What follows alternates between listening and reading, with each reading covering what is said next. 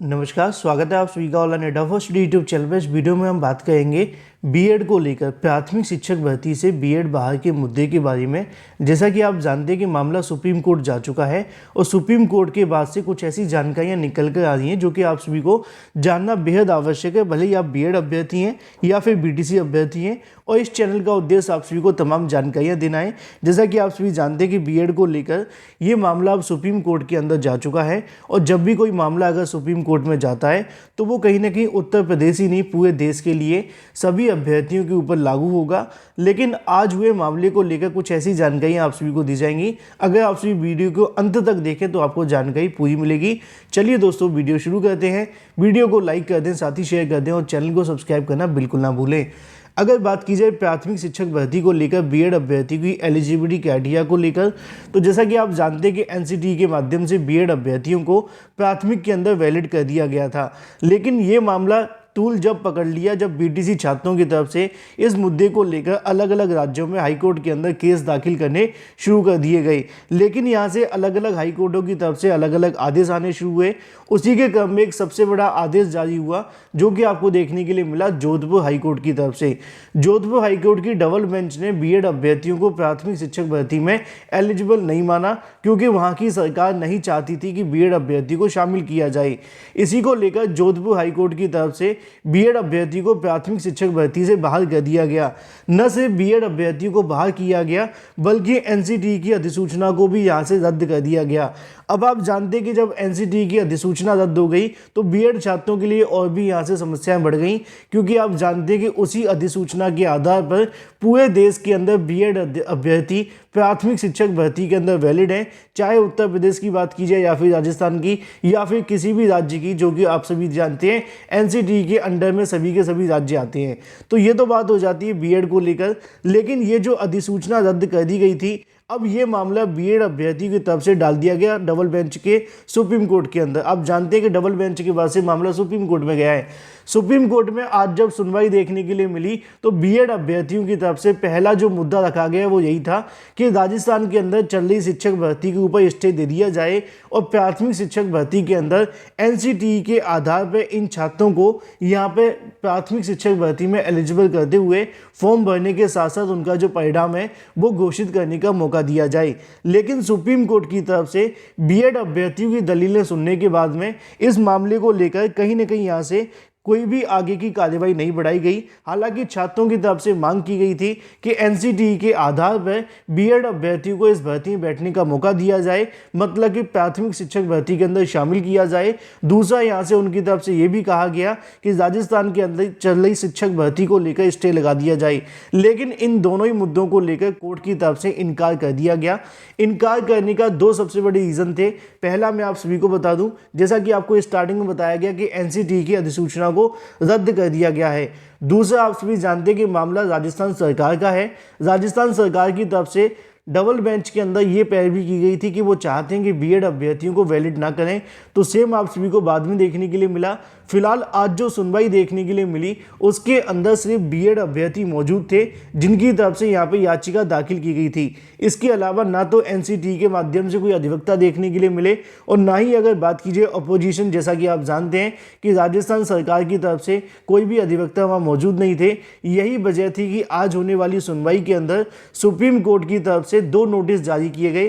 पहला नोटिफिकेशन जारी किया जाता है एनसीटीई को, क्योंकि एनसीटीई की अधिसूचना यहाँ पे रद्द कर दी गई, और दूसरा नोटिफिकेशन जारी हो राजस्थान सरकार को, जिससे कि वो भी चाहकर इस मुद्दे को लेकर अपना पक्ष अगर रखना चाहते हैं तो रख सकते हैं। अब यहाँ से दोनों चीज़ें क्लियर हो जाती हैं। लेकिन जैसा कि आप सभी जानते हैं कि एनसीटीई को लेकर जो भी यहाँ से आदेश आएगा, बीएड को लेकर जो भी आदेश आएगा वो पूरे के पूरे देश के अंदर लागू होगा, चाहे अगर बात की जाए उत्तर प्रदेश की या फिर इसके अलावा जो भी अलग अलग राज्य हैं।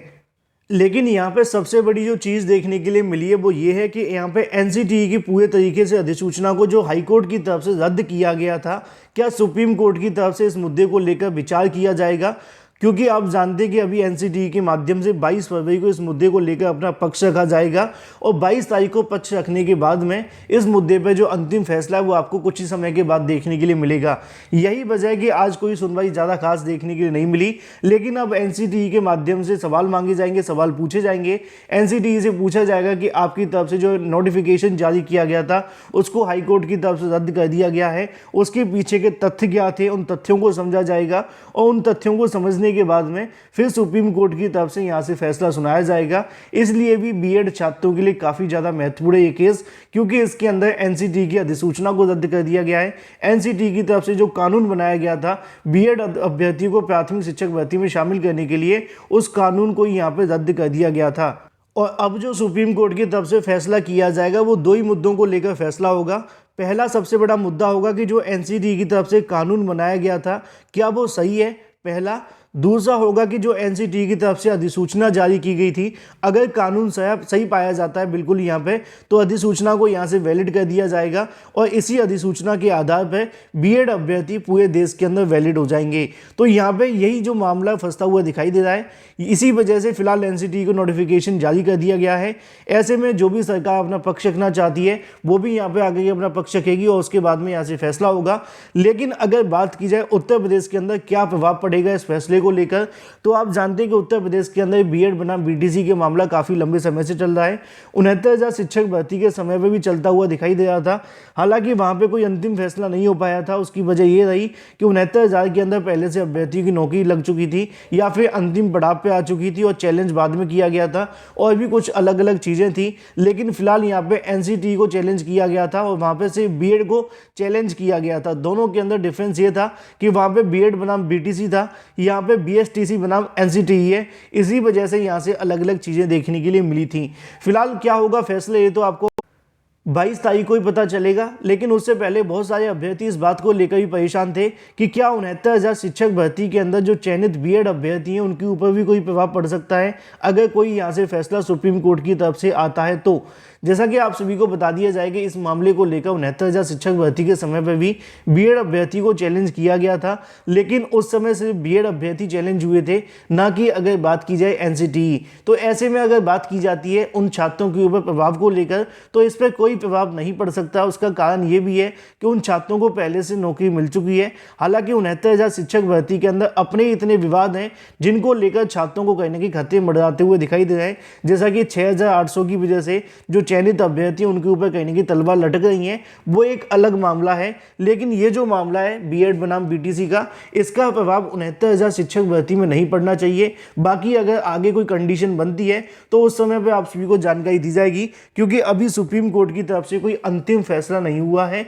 सिर्फ यहाँ पे अभी सुनवाई देखने के लिए मिली है जिसमें नोटिस जारी कर दिया गया है सरकार, इसके अलावा एनसीटीई को, वो आकर अपना पक्ष रखेंगे। उस पक्ष के आधार पर आगे का फैसला सुप्रीम कोर्ट की तरफ से लिया जाएगा। तो फिलहाल जो बीएड के अभ्यर्थी 69,000 में चयनित हैं उनके लिए अभी ज़्यादा समस्या नहीं है, क्योंकि इस मामले को लेकर कोई अंतिम फैसला भी सुप्रीम कोर्ट की तरफ से आया भी नहीं है। और उसके आने के बाद में अगर कोई कंडीशन बनती है तो उसके बारे में जानकारी आप सभी को अवश्य दी जाएगी। वीडियो को लाइक कर दें, साथ ही शेयर कर दें और चैनल को सब्सक्राइब करना बिल्कुल ना भूलें।